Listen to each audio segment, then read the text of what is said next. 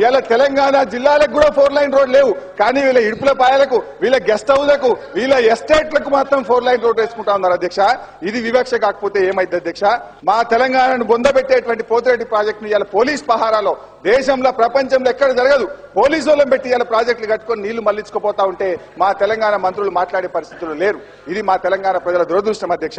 Dairy development corporation ద్వారా ఆంధ్ర ప్రాంతంలో 10% fat ఉండేటువంటి లీటర్ పాలకు 24 రూపాయల 30 పైసలు ఇస్తే, అదే పాలు తెలంగాణలో 10% ఫ్యాట్ ఉండే తెలంగాణ పాలకు 22 రూపాయల 30 పైసలు, 2 రూపాయలు తక్కువ.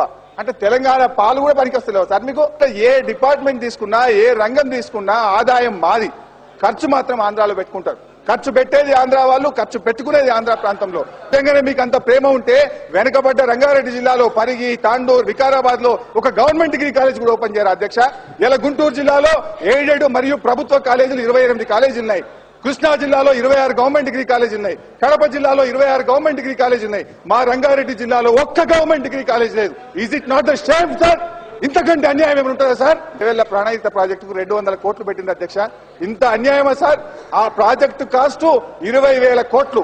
20,000 కోట్ల ప్రాజెక్టుకు 200 కోట్లు పెట్టింది, అంటే 1%. ఈ లెక్కన 100 సంవత్సరాలైతే కూడా చేవెళ్ల ప్రాణహిత ప్రాజెక్టు పూర్తి కాదు.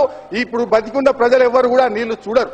కడపది 210 మెగావాట్లు ఉన్న కడప రెండవ ఎక్స్పాన్షన్ 210 అయిపోయింది. మూడవ ఎక్స్పాన్షన్ కూడా 210 మెగావాట్లతో జరుగుతుంది. కానీ తెలంగాణలో రామగుండంలో ఆ పక్కనే కిలోమీటర్ దూరంలో కనుచూపు మేరలో నీళ్లుంటాయి, బొగ్గుంటాయి. కానీ తెలంగాణ పవర్ స్టేషన్ మాత్రం ఎక్స్పాన్షన్ చేయరు వీళ్ళు.